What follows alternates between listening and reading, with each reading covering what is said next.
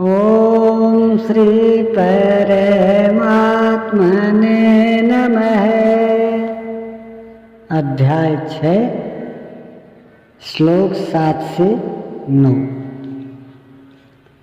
जितात्मनः प्रशान्तस्य परमात्मा समाहितः शीतोष्ण सुख दुःखेषु तथा मानापमानयोः।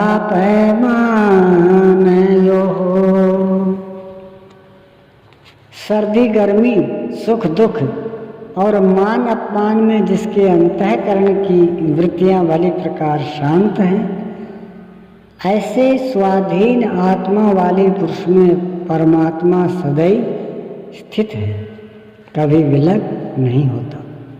जीतात्मा अर्थात जिसने मन सहित इंद्रियों को जीत लिया है, वृत्ति परम शांति में प्रवाहित हो गई है, अर्थात यही आत्मा के उद्धार की अवस्था है। आगे कहते हैं, ज्ञान विज्ञान तृप्तात्मा कूटस्थो विजितेन्द्रियः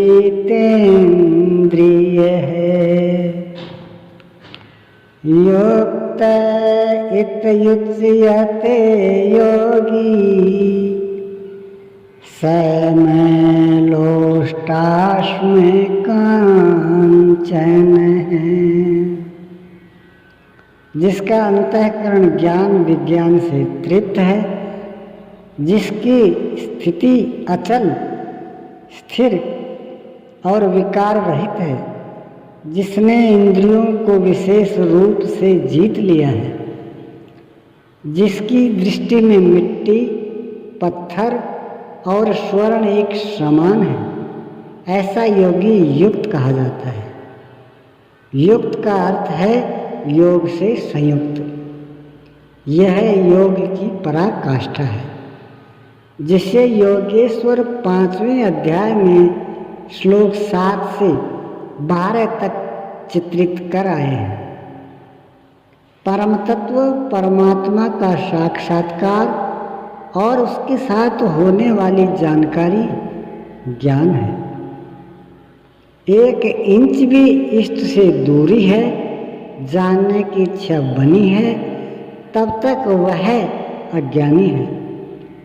वह प्रेरक कैसे सर्वव्याप्त है, कैसे प्रेरणा देता है, कैसे अनेक आत्माओं का एक साथ पथ प्रदर्शन करता है, कैसे वह भूत भविष्य और वर्तमान का ज्ञाता है,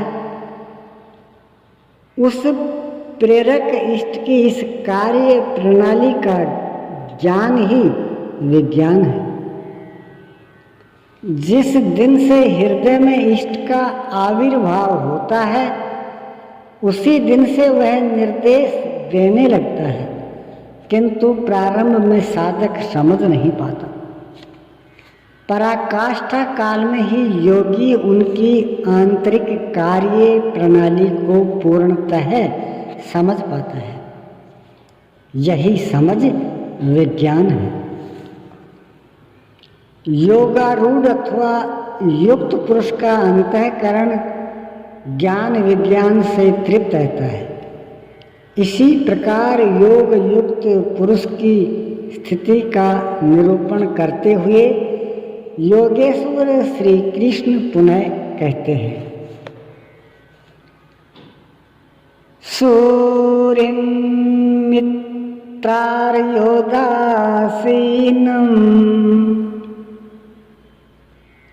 अद्यस्थद्वेश्य बन्धुषु साधुष्वपि च पापेषु समबुद्धिर्विशिष्यते।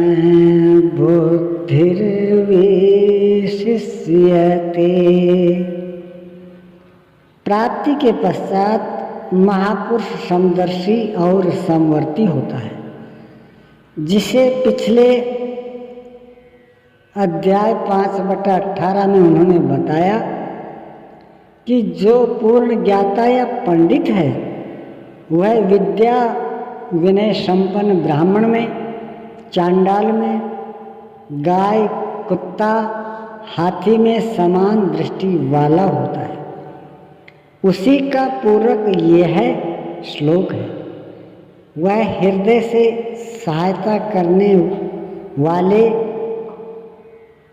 सहृदय, मित्र, बैरी, उदासीन, द्वेषी, बंधुगणों, धर्मात्मा तथा पापियों में भी समान दृष्टि वाला योग युक्त पुरुष अति श्रेष्ठ है। वह उनके कार्यों पर दृष्टि नहीं डालता, बल्कि उनके भीतर आत्मा के संचार पर ही उसकी दृष्टि पड़ती है। इन सब में वह केवल इतना ही अंतर देखता है कि कोई कुछ नीचे की सीढ़ी पर खड़ा है तो कोई निर्मलता के समीप, किंतु वह क्षमता सब में है। यहाँ योग युक्त के लक्षण पुनः दोहराए गए। कोई योग युक्त कैसे बनता है, वह कैसे यज्ञ करता है, यज्ञ स्थली कैसी हो, आसन कैसा हो, उस समय कैसे बैठा जाए, कर्ता के द्वारा पालन किए जाने वाले नियम, आहार विहार, सोने जागने का संयम तथा कर्म पर कैसी चेष्टा हो इत्यादि बिंदुओं पर योगेश्वर श्री कृष्ण ने अगले 5 श्लोकों में प्रकाश डाला, जिससे आप भी उस यज्ञ को संपन्न कर सकें। अध्याय 3 में उन्होंने यज्ञ का नाम लिया और बताया कि यज्ञ की प्रक्रिया ही वह नियत कर्म है। अध्याय 4 में उन्होंने यज्ञ का स्वरूप विस्तार से बताया, जिसमें प्राण में अपान का हवन, अपान में प्राण का हवन, प्राण अपान की गति रोककर मन का निरोध इत्यादि किया जाता है। सब मिलाकर यज्ञ का शुद्ध अर्थ है आराधना तथा उस आराध्य देव तक की दूरी तय कराने वाली प्रक्रिया, जिस पर 5वें अध्याय में भी कहा, किंतु उसके लिए आसन, भूमि, करने की विधि इत्यादि का चित्रण शेष था। उसी पर योगेश्वर श्री कृष्ण यहाँ प्रकाश डालते हैं। ओम श्री सद्गुरुदेव भगवान की जय।